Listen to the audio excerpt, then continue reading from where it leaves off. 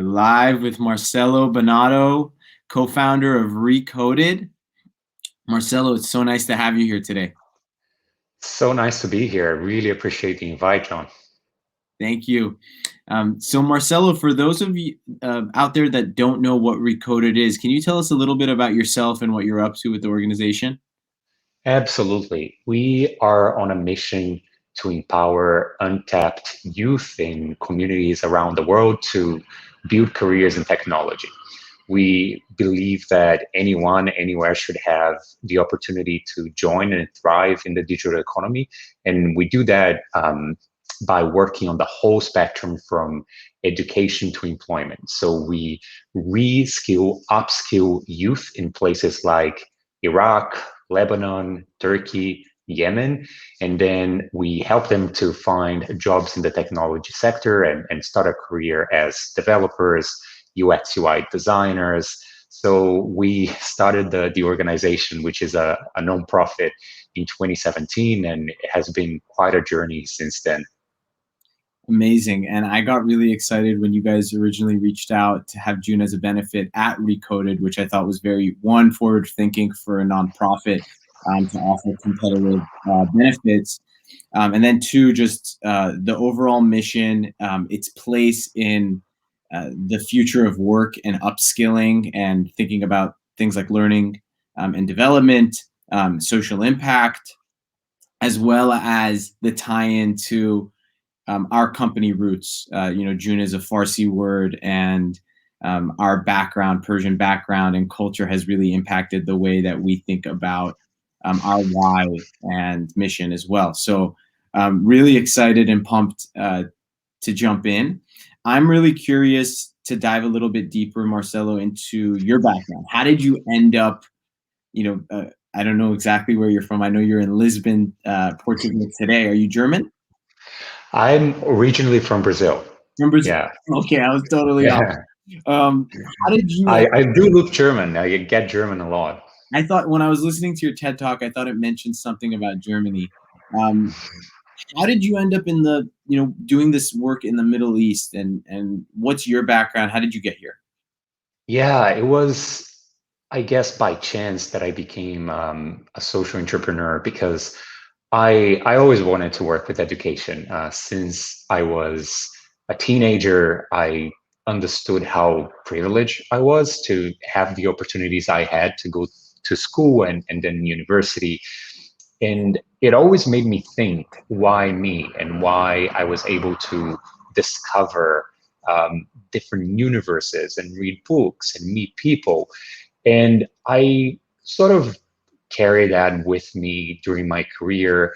And I had a point in my life that was really life changing when I was in my last year of university in Brazil, studying journalism. And I got a scholarship to go to Japan to study there for a year. And it completely changed my perspective, not only because it is a fascinating place, but I got to meet a lot of incredible people, do some work in Southeast Asia, and I came from that experience thinking, I I want to have an international career. I want to see what is out there. I want to help people, and through education, I felt that I could give a little bit of that opportunity that I had growing up. And when I came back from Japan and graduated, I went to Egypt and I lived in Cairo for 2 years. And my plan was to work with refugees at that point. Egypt had a lot of Palestinians and Sudanese refugees, and I just wanted to find an opportunity to work with education for refugees. Little did I know that that is not always easy. So that didn't work out. I couldn't find a job in Egypt. Had an amazing time living there and meeting fantastic people. Egyptians are, so much fun to have as friends. But it didn't work out. I actually ended up working for an export-import company selling marble to Latin America, of all places. So after that, I went back home, worked a little bit for the Canadian government in Brazil for a few years until I realized that I needed that purpose back to my life. I needed to pursue that dream from, by then, 5, 6 years ago. So I quit my job, went to New York City to do my master's at Columbia University with that intention of um, rescuing that dream of having an international career. So my goal was to work for a big nonprofit or the United Nations, and then fast forward, I ended up starting this company with my co-founder, and here we are, 5 years in. So you're at Columbia doing a graduate degree in what exactly? In international affairs. In international affairs. And did you meet your co-founder at Columbia? That's an interesting story. I did not, because she was studying at New York University, but we were taking this class that was happening at the same time at NYU and Columbia. And we had two classes together during that semester, one at NYU and one at Columbia. So the first class at NYU, we didn't talk at all. And then the second class at Columbia, after the end of the class, it was 8 p.m. and the Columbia kids were just going for drinks, and she was the last NYU student just waiting for the elevator. And I was like, we were going to grab a beer. Do you want to come? And she came, and we spent the whole night just talking about the things that we wanted to do and how we wanted to work in the Middle East and how education was important for us. And that was the beginning. She went on to work on the idea for a couple of years, and then I came a little bit later when we started our pilot program in Iraq in 2016. Super cool. So she started the business. How did or I guess the nonprofit, how did it evolve from what she had originally created to where Recoded is today? Like, what was the inception of the idea? And then also, like, how were you guys assessing and looking at just like it's, I think you can look at it similarly as a startup or a business because it's an Yeah. organization that's starting from the ground up. How did you assess the opportunity and sort of like the market and the environment that you were starting it in? Yeah, it has changed so much since the inception. So when she went to Iraq for the first time in 2014, it was summer of 2014. It was the same day that ISIS took over Mosul, and she was just about 60 kilometers away. So she was able to witness firsthand a massive displacement of people, number one, and then how in that situation opportunities in education and employment were so rare. And here you have a ticking bomb because you have a, um, a terrorist group just an hour away that is recruiting people and offering them money and guns and women, and you don't have any opportunities because the economy is going down. There's massive displacement of people. There was only for refugees and displaced populations just one high school in Erbil, which is in the north of Iraq. So basically, you're looking at a very high risk of radicalization for youth, or extreme unemployment and poverty, and for women, also early marriage. So when she was there, she was looking at what the possibilities were, and she did a little bit of a survey with a lot of refugees, and she realized that the number one thing that they wanted was to learn more about computers. And the second thing was English. And with that idea, she went back to New York and worked a little bit more on the project, which by then was her master's thesis. And she, at the same time, we were living a moment in New York where a lot of coding boot camps were starting to gain traction as an alternative to a university degree. So at that point, we were thinking, can we actually do that in the Middle East? Can we do that in a place like Iraq? It was you know, difficult to imagine how that would take place. So we played a little bit with the ideas and adapted a few things and decided to test it out in 2016 with a pilot program. You asked me, what assessment we've made at that point. So there were two things that were really important for us. Number one, the nonprofit sector is really stagnant and innovation is really hard to flourish. And we had worked before for the United Nations and government and other nonprofits. So we, from the get-go, we wanted, if we were to start an organization, we wanted it to be different. We want to do something that would then inspire other nonprofits to be different. And then the second thing is education was not being revolutionized at that point, because education was, either you go to university or you finish your high school degree, but with opportunities to access that kind of education, specifically higher education, then you don't have any other entryway into the job market, especially jobs with a purpose that are highly paid. So we wanted to offer a one-of-a-kind education to employment model. And from the beginning, that was the idea. We did the pilot in 2016. We learned so much because a lot of our assumptions didn't hold right away. Just working in Iraq, in the beginning, we were offering every wraparound support that you can imagine. We had 2 buses going around the city, picking up people to bring them to the training center and providing them lunch and snacks, in addition to a full day of coding, English, and other soft skills that we teach, 5 days per week. That was insane. So the model has evolved a lot. Today, we're completely online, partially because of the pandemic, but also because that's where we wanted to go anyways. But um, now we really put more emphasis on the quality of our education and connecting the dots between the education and the employment opportunities.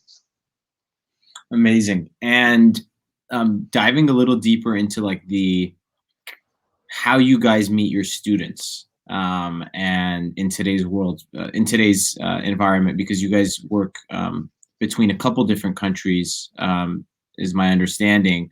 Where are people learning about Recoded? What barriers do you have as it pertains to, I don't know, the government sort of regulation in some of these places? Because it's not always, as I've seen or people see on the news, it's not necessarily the most stable or the most progressive. So how are you meeting the students, and then what kind of things do you have to work around as it pertains to the infrastructure and the systems in these countries, sort of going against what you're promoting, which is like it's a form of financial freedom, it's a form of intellectual freedom. Yeah, how do you get around that? Yeah, we're now working in 4 countries: Iraq, Turkey, Yemen, and Lebanon. And our story is very linked to Iraq because that's where we started. And there are so many obstacles that we faced from the beginning. The first day of our pilot program in Iraq, our generator exploded because Iraq has a very unreliable power grid. So everyone runs on a generator. And we had this generator that completely exploded. You can see the security camera footage of like fire coming out of it and people running out of the building. And so we started the program with 40 people at that time. All these 40 people with us in a room in the hottest day in Iraq. It was so hot that the government declared a holiday, and we had no electricity. No one could use their computers. And we were standing in front of them and telling them, hey, you're going to learn how to code and become a developer. So, thinking about that first moment, we've come a long way. But we went through political crisis, had to evacuate some of our personnel at points when things were getting a little bit unsafe in Iraq. But we were able to mitigate some of these problems over time by um, building the infrastructure for us to operate well in in Iraq and Turkey and Yemen. And with the possibility of doing this remotely, we're now working in different countries without necessarily having a presence there. So in Lebanon, we're not registered as an organization, but we work with Lebanese youth by delivering the program completely online, and our team is very distributed. The way we find our students is through a lot of outreach through social media. It really depends on what country you're tapping into, because some countries are much more active on Facebook, some countries are more active on Instagram, but we do a lot of social media outreach. And then through our growing online community, we also have word of mouth. So they bring other friends who apply for the program. And by then we have built a very good reputation in the countries where we've been for a little bit longer, and we only accept around 5 to 6% of those who applied. So it ends up being quite competitive. So many places. It's so fascinating what you guys are doing. On how about on the funding side? Like, where do you guys get your funding from? Who's backing Recoded as a nonprofit? We have a wide range of supporters. So our main funding comes from governments, because usually they're more invested in the problems that you have in these regions. So there is funding coming from governments, but we also have funding from foundations and the corporate sector. And we really want to work a little bit more with the corporate sector, because our mission is so much aligned with tech companies do, and the mission of having more diversity in technology. So we've been exploring these partnerships a little bit, but we're still very much reliant on funding coming from governments. We have explored some revenue models in the past, just to become a little bit more independent. And we even started a for-profit organization to try to generate enough revenue for the non-profit. And that is a story on its own. But right now, we are trying to find this healthy balance between governments, foundations, and the corporate sector. And a lot of aspiring entrepreneurs, activists, etc., have this idea or this vision of creating change on a global level. Even me as growing up, thinking about how can I do this, and I thought a lot about working with small family farms. I came from the food industry, thinking about food as like a way that it connects us to different economies and groups of people and farmers around the world. And I as I've started this business, have been thinking more and more about how you can do it from a technology perspective, and it's why I got so excited when you guys reached out and I saw what you guys are doing. What kind of advice would you give, now that you've lived through it, you've gone and got your master's degree, you've been doing this for a couple of years, for someone who's maybe coming straight out of college or entering college, who has this aspiration of creating change and impact on an international level? John, one thing when I look back, and this is not a regret, but when I look back, I passed on so many opportunities just because I was afraid of trying. I thought, I was going to fail, or I was not good enough. And I had all these ideas of how much I wanted to do, and the impact that I wanted to have. But I was afraid to take that step forward and really try, and fail if I had to. But starting something was not something easy for me. So that's why I'm very grateful for my co-founder, because she's the opposite. She was the one pushing us to go, and that was great, because then I felt a little bit safer to get all my ideas out there. My advice would be, don't be afraid to take the risk and try new things, because what is the worst that can possibly happen, which is failing, which is great, because you're going to learn so much from your mistakes and your failures. So don't be afraid of trying. And the other thing that I would say, especially for those who are thinking, should I just try to do something and get a good job and get paid well, and all those things are really important.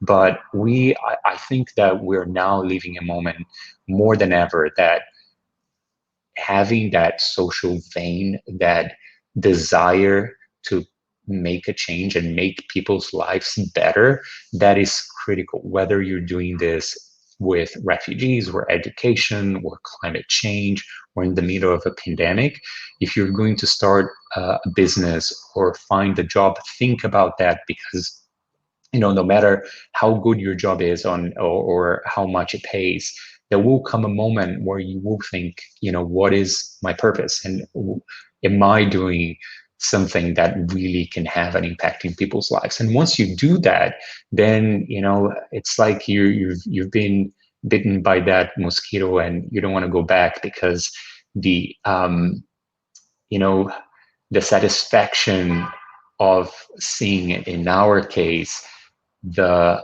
growth of our students and how far they go. And I've met, now hundreds of people who are so bright and so talented, and they just need the opportunity. They just need that little push, and everything else is not us, it's them. They are the ones taking ownership of their story and finding the jobs and starting companies. And now that we've been doing this for about 4 years, I see those who are in our first programs now working as AI experts for multinational companies, working remotely, starting their own companies, and hiring some of our newly graduates. It's just unbelievable what they can do. So my advice is, don't be afraid, take the risks, and think carefully when you're choosing your next career step, because having a social impact is something that it's really remarkable. And in your story, thank you for sharing that. In your story, you had to live in Japan and even in Cairo and Egypt in order to kind of connect the dots. Do you think if someone is looking to create that impact, it's maybe almost a requirement to go in and immerse yourself in a foreign country in order to get more familiar and understanding of the problems? And then I guess the second part of the question, which I think you might have already touched upon, is if you weren't working at the intersection of like relearning or coding, now that you've been in these communities, at least in the Middle East, what else would you focus on from a nonprofit or a social impact sort of sector? That's a great question, John. So let me answer the first one. If you want to have an international career, obviously, having that experience of going abroad and you know e- knowing a little bit more about the country and the people, it's obviously important. But I think having a curious mindset is what gets you there, even if you don't have the possibility of going abroad and having that experience.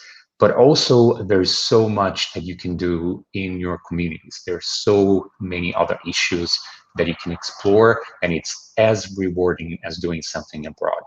Mm. If I were not doing what we do, I have, life sometimes is too short. I have so many other ideas that I wanted to explore. So there are a few things that I'm very passionate about. One is homelessness. It's something for me that, it breaks my heart, and I think it's a matter of human dignity that you have a roof above your head. It's so important, and someone who, or a family that does not have a place to live, or they don't know where they're going to sleep for the night, that for me is completely unacceptable. So I would work with trying to solve some of the homelessness problems that I've seen in places like the US or in my own country, Brazil. I'm also very passionate about animals, specifically sharks. So if I could work with conservation of sharks, such a misunderstood animal but fascinating, I would. But at the end of the day, my passion is with education, and I think that's where I will focus, specifically in that intersection of education and employment. So right now, I'm just thinking, how can we multiply our impact, how we can do things more innovative, how can we really leave a legacy and be a role model for other organizations. And we're thinking of products we can develop that will help other educators and learners to be more effective in a time when most of the learning is happening online.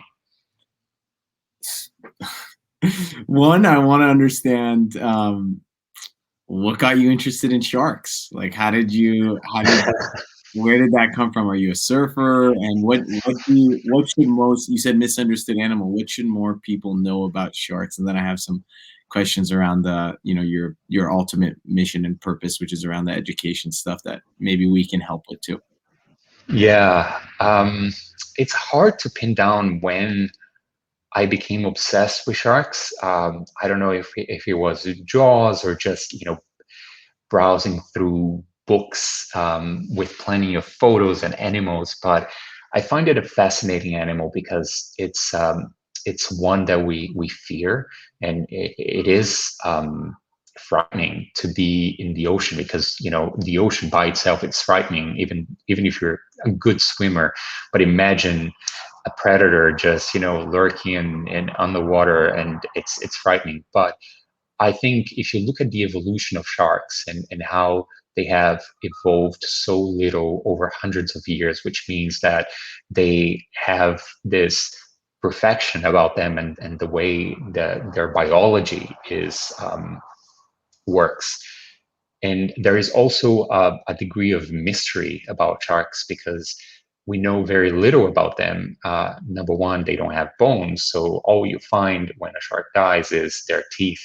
So there is little that scientists and experts can work with. I guess I just like the idea of knowing more about such a fascinating animal. And they are misunderstood because obviously we're afraid of sharks and we think like a good shark is a dead shark, and that is not true for many reasons. Number one, at the top of the chain, they're critical for the underwater ecosystem. But also we have to understand that yes, I don't want to be lose my arm because of a shark attack, but it's their environment and we just need to be aware of that and be more careful. And needless to say that we kill more sharks than they kill us. So we just need to pay attention to the numbers sometimes. Do you spend a lot of time in the ocean too? I'm trying to bring that back to my life a little bit more. Before, I'm now based in Portugal. Before that, I was living in Istanbul for 3 years, and I did not have a lot of access to, even though the Bosphorus is right at your doorstep and it's, amazing and magical. I did not have a lot of opportunities to be in the water all the time, traveling a lot for business at that point. And now that I'm here in Lisbon and Portugal, it's a fantastic, fantastic country with beautiful coast. We have lockdowns. So it's been a little bit difficult to be in the water, but that is one of my number one priorities, hopefully this summer, to go back and swim a little bit more. And I used to surf when I was very young, and I haven't done it for about 2 decades now. So it's my goal for 2021, John. Yeah, and I've heard our head of development or technology, Evo, is out in Lisbon and has told us it's not the prettiest. So sending my best to you guys out there. Um, Curious to dive a little bit deeper into you, Marcello. I'm always fascinated by founders, leaders, own mental models, and what you do, in order to enhance your focus and productivity, what you do in order to enhance your well-being. I told you I was watching your TED talk from a couple of years ago. And I was like, wow, like he's shredded. I'm curious, one, to think about, are there any takeaways, systems that you've applied um, to your work in order to stay focused and stay productive and make sure that you're accomplishing everything that you guys want to as an organization, that maybe other people can take away or learn from?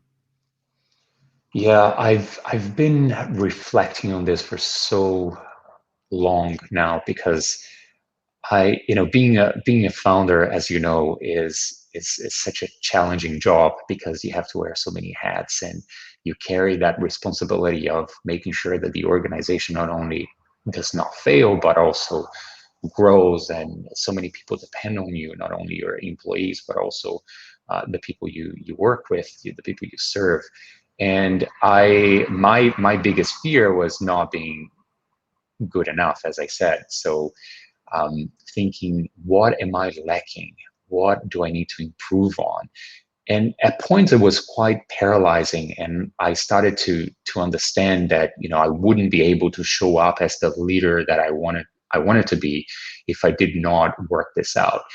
And I've for a couple of years now I've been experimenting with a couple of things. One is meditation, just being much more present. I started doing this in 2019, and I still haven't mastered completely, and I think it takes ages for you to do it. But it has helped me just to deal with some of the anxiety that comes with the job, anxiety that comes with life, and focus more. So I start my day with a little bit of a mix of a yoga and stretch, followed by meditation, and then I save some time just for reading. So that happens before I start even looking at my emails at 8:30. I make sure that I go through that ritual every morning because that really sets up my day for success. I have also changed a lot how I manage my schedule. I used to be very reactive and letting people just book stuff, and I would be checking my emails all the time. And obviously, it was not very healthy for me. And I try to do just one little trick. I'm a very visual person, so I use Google Calendar in a very colorful way, just to make sure that I know what I need to do, and everything is very organized in blocks and by the dot. And since I started doing this, I have been able to focus so much more on the tasks that I have in my hands. And one important thing that I've realized as a founder and where the organization is today is, once you start the company, as you know, you're responsible for doing everything, even the nitty gritty. And I did that for about 2 or 3 years.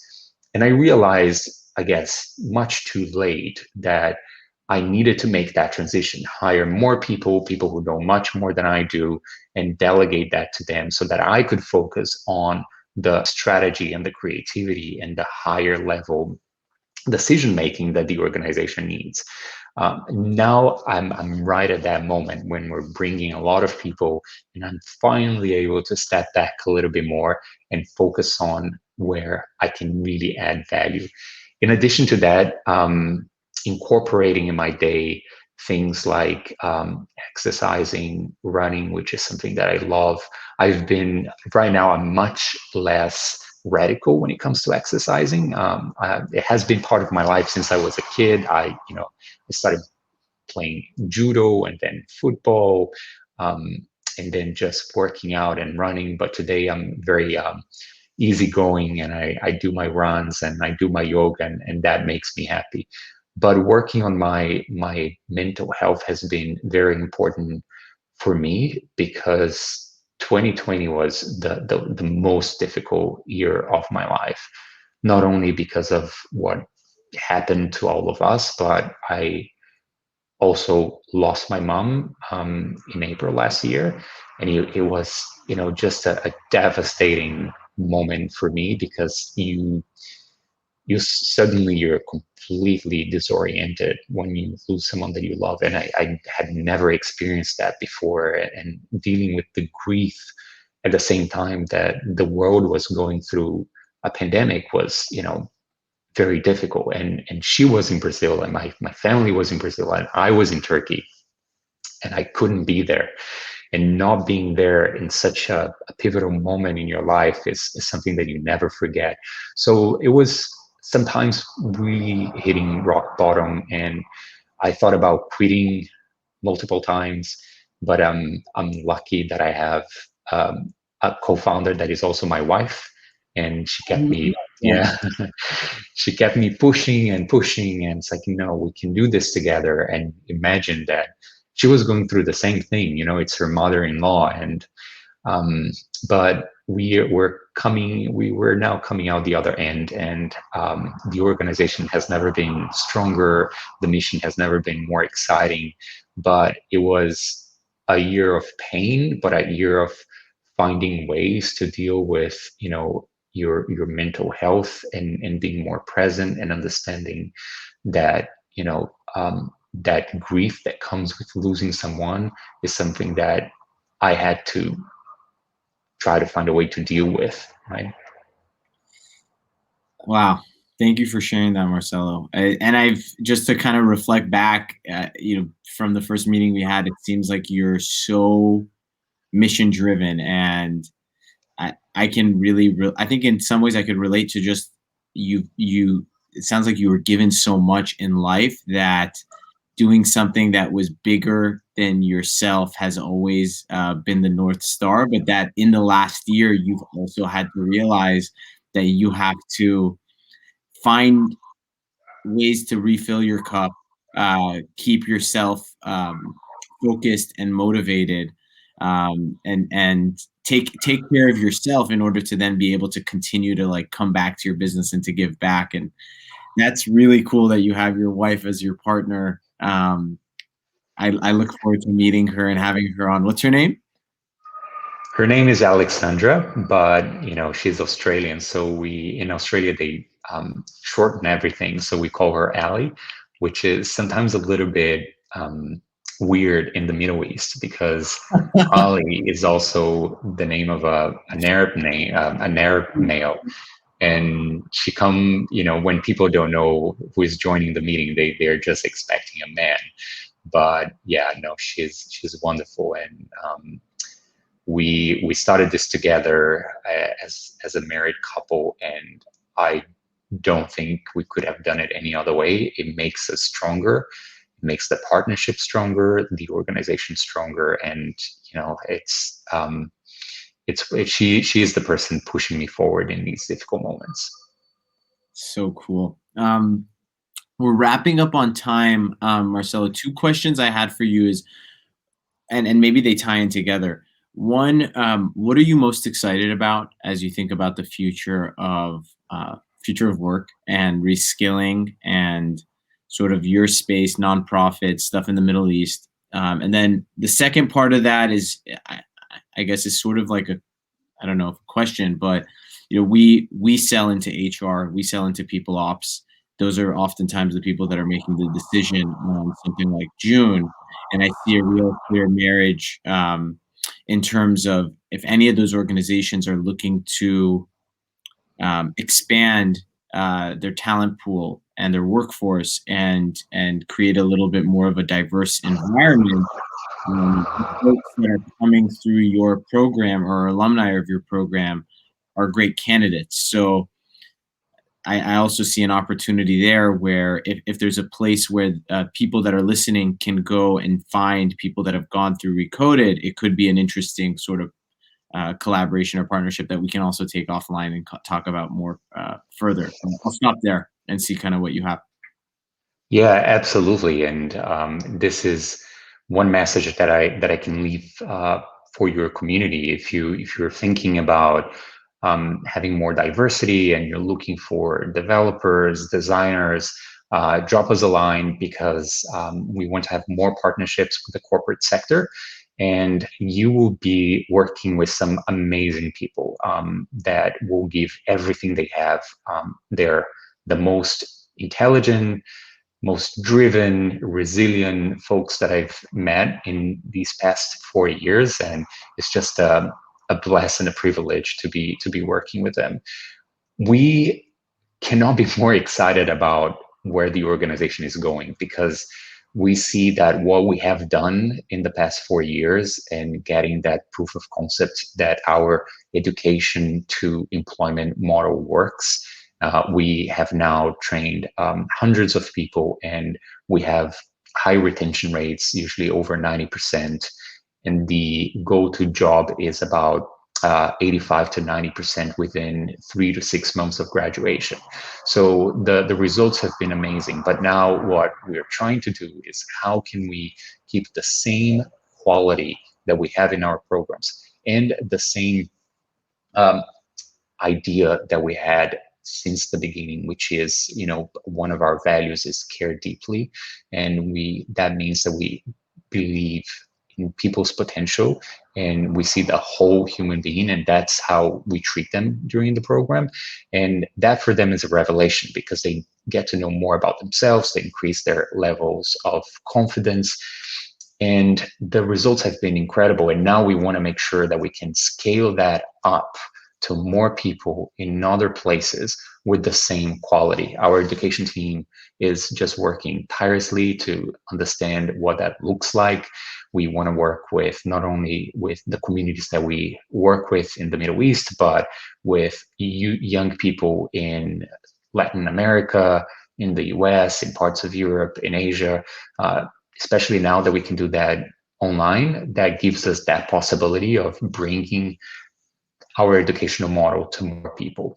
And the second thing that is really exciting at the moment is how we are building the organization as a distributed, anti-fragile organization that will withstand the tests of time. So we're working on multiple fronts, on different people processes, finance processes, bringing more software on board, because we want to show other nonprofits that you can, yes, be innovative, that you can take things like management, company culture very seriously, and let that creativity flow, because it's not really common in the nonprofit sector. So we're very excited to see where the organization will be in a couple of years, and hope that we are still strong in delivering our mission. Thank you, Marcello. This has been awesome. It's been such a pleasure learning more about your story, and more about Recoded and sort of like the ins and outs and where you see other opportunities for other, social entrepreneurs or people that want to create impact, and also its tie into the future of work has been really fascinating. So thank you so much for for coming on. I look forward to meeting Ali, not Ali, and have a great rest of your day. Thank you so much. I really enjoyed this conversation. Likewise.